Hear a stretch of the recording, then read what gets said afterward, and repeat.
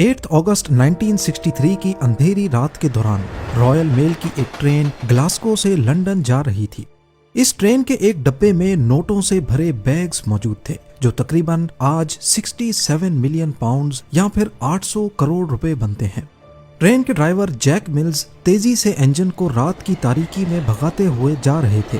तभी अचानक एक क्रॉसिंग पर सिग्नल की लाल रोशनी चमक उठी।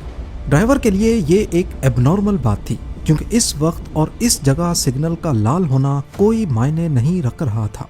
खैर ड्राइवर जैक मिल्स ने फौरन ब्रेक लगाई और ट्रेन को सुनसान रास्ते में ही रोक दिया। थोड़ी देर के लिए हर तरफ खामोशी छा गई, लेकिन इसी खामोशी के पीछे छुपा था एक ऐसा मास्टर प्लान जो सदी की सबसे बड़ी रॉबरी को अंजाम देने वाला था, द ग्रेट ट्रेन रॉबरी, जिसमें ट्रेन को ही चुरा लिया गया। ये बात किसी फिल्म की कहानी लगती है, लेकिन रियल लाइफ में भी डाकुओं ने सस्पेंस से भरी प्लानिंग की और ब्रिटेन की सरकारी ट्रेन से लाखों पाउंड्स लूट लिए, और वो भी बगैर एक भी गोली चलाए। सब कुछ महीनों पहले शुरू हुआ जब लंदन के चंद जाने माने क्रिमिनल्स एक नए कारनामे को अंजाम देने के लिए सर जोड़कर बैठ गए। ब्रूस रेनॉल्ड्स, जो इस प्लान का मास्टरमाइंड था, उसने अपने चंद साथियों के साथ मिलकर एक बेमिसाल डाके का प्लान बनाना शुरू किया। उसके पास ब्रिटेन की national post service royal mail की एक सीक्रेट मालूमात थी। ये सीक्रेट मालूमात उसको रॉयल मेल के ही एक सीनियर सिक्योरिटी ऑफिसर से मिली थी जिसका नाम किसी को भी मालूम नहीं था। मालूमात ये थी कि ग्लासगो से लंदन जाने वाली ट्रेन में एक खास डब्बा होता है जिसे हाई वैल्यू पैकेजेस या फिर HVP भी कहा जाता है। उसमें एक खास दिन पर बहुत ज्यादा रकम जाने वाली थी और उनको इसी डब्बे को लूटना था। ब्रूस रेनॉल्ड्स और उसके साथी जाने माने क्रिमिनल्स जरूर थे, लेकिन उनको ट्रेन लूटने का कोई एक्सपीरियंस नहीं था। लिहाजा उन्होंने लंदन के ही एक दूसरे गैंग को इस प्लान में शामिल किया जिनको ट्रेन लूटने का भी एक्सपीरियंस था। ये बदनामे जमाना गैंग साउथ कोस्ट रेडर्स के नाम से जाना जाता था। आहिस्ता आहिस्ता टीम बढ़ती गई और इस प्लान में अब 15 से ज्यादा लोग शामिल हो गए। उन्होंने ठान लिया कि बिना गोली चलाए सरकारी ट्रेन को लूटना है। पर यह कोई मामूली डाका नहीं था कि ट्रेन को रोको और लूट लो। इसके लिए महीनों की प्लानिंग की गई। 7 अगस्त 1963 को शाम 6:50 पे ट्रेन ग्लासगो सेंट्रल स्टेशन से लंदन जाने के लिए रवाना होती है।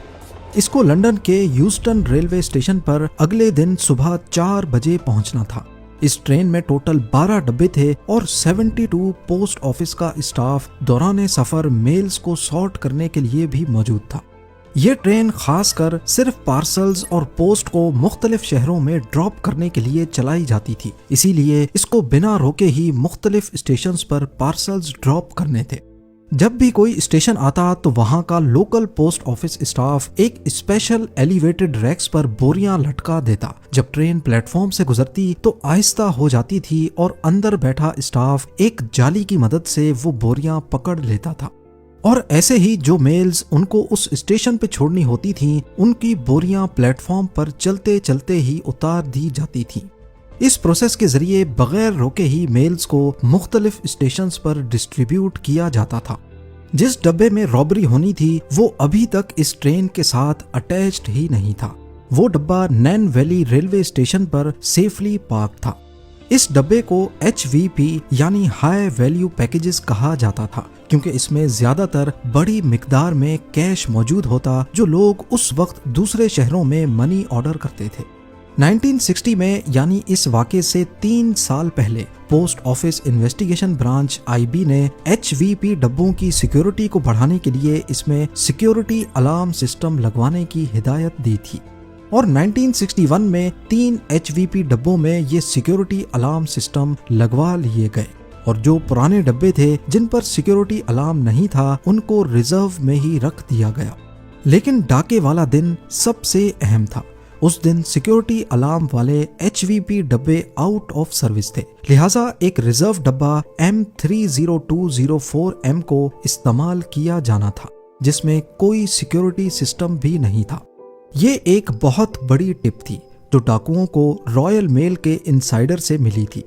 जब ग्लासगो से निकली ट्रेन नैन वैली रेलवे स्टेशन पहुंची तो रेलवे स्टाफ ने HVP डब्बे को इंजन के बाद दूसरे नंबर पर कनेक्ट कर दिया। ये डाकुओं को मिलने वाली पहली टिप थी, लेकिन दूसरी टिप इससे भी ज्यादा इम्पोर्टेंट थी। नॉर्मली HVP डब्बों में 3 लाख पाउंड्स के करीब पैसे होते थे, लेकिन क्योंकि पिछला हफ्ता बैंक हॉलिडे वीकेंड था, इसीलिए डाके वाले दिन इसमें 3 मिलियन पाउंड्स के करीब कैश मौजूद था।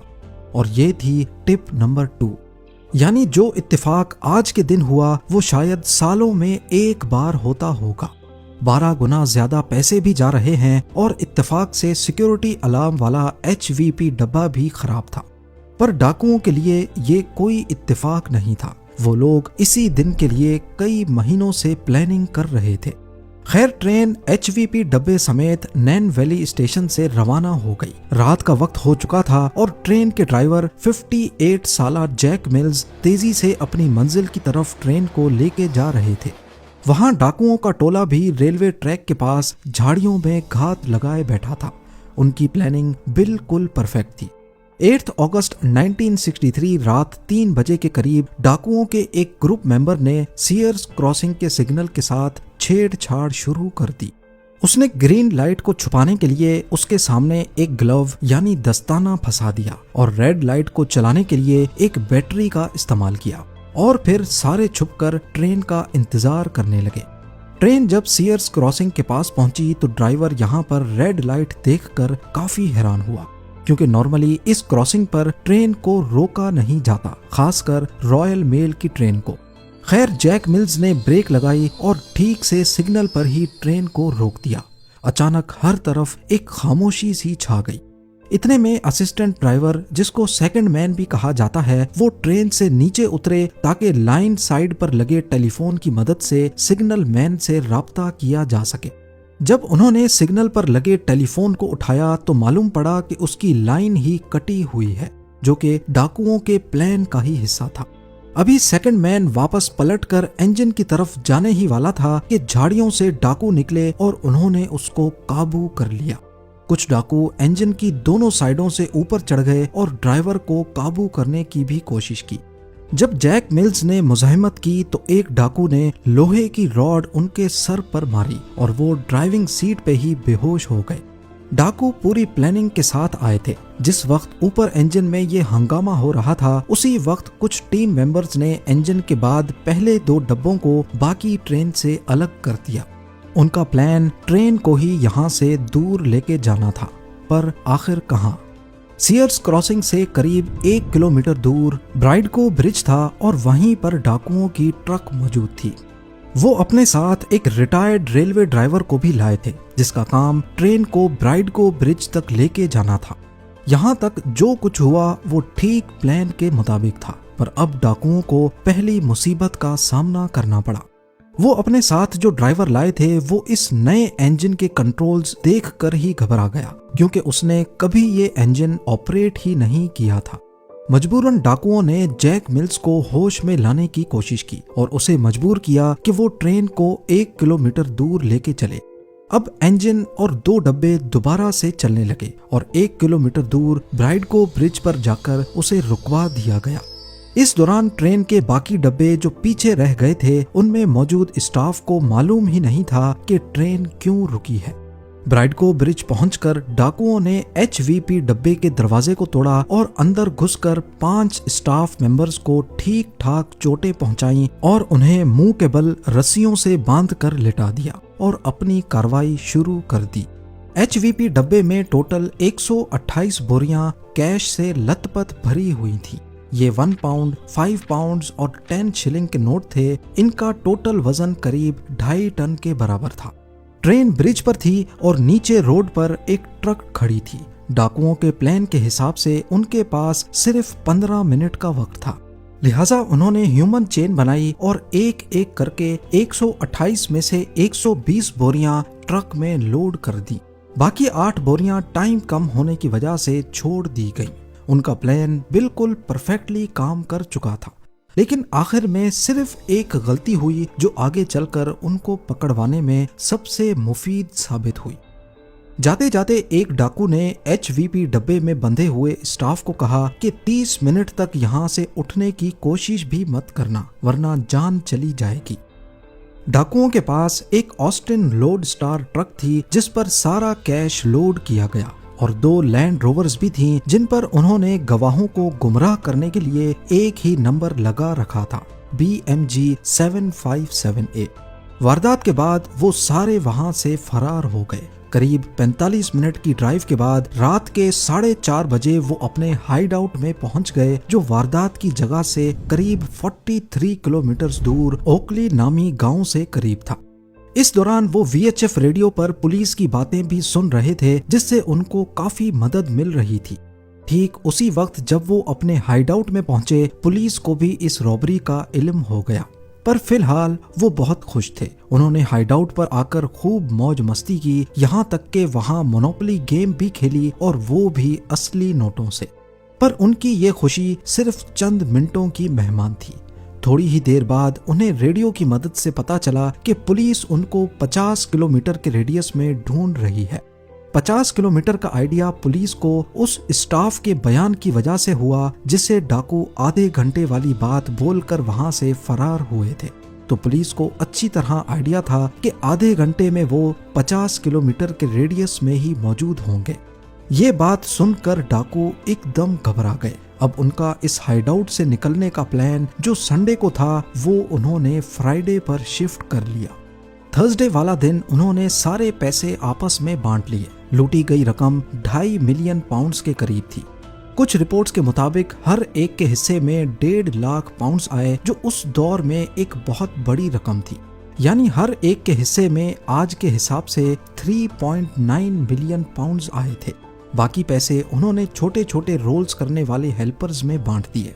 उन्होंने फ्राइडे से पहले हाइडआउट में हर एक चीज से अपनी फिंगरप्रिंट्स मिटाई और एक शख्स को ड्यूटी दी कि उनके जाने के बाद वो हाइडआउट को ही जला दे, ताकि पुलिस को कोई सबूत ही ना मिल सके। उसने पैसे तो ले लिए, लेकिन हाइडआउट जलाए बगैर ही फरार हो गया। इस दौरान पुलिस उन्हें पूरे बकिंगमशायर एरिया में ढूंढ रही थी। हेलीकॉप्टर्स शहर के ऊपर घूम रहे थे, जगह जगह पुलिस की गाड़ियां दौड़ रही थीं और नेशनल मीडिया पर एक बवाल सा मचा था। पुलिस ने इंफॉर्मेशन देने वाले शख्स को 10,000 पाउंड्स इनाम देने की भी अनाउंसमेंट की। इस पर हाइडआउट के पड़ोस में रहने वाला एक शख्स सामने आया और उसने पुलिस को इत्तला दी कि 8 अगस्त वाली सुबह यहाँ काफी हलचल मची थी। शक की बिना पर पुलिस ने फौरन हाइडआउट पर छापा मारा। ये एक लेदर स्लेट फार्म हाउस था जो डाकुओं ने 3 महीने पहले ही किराए पर लिया था।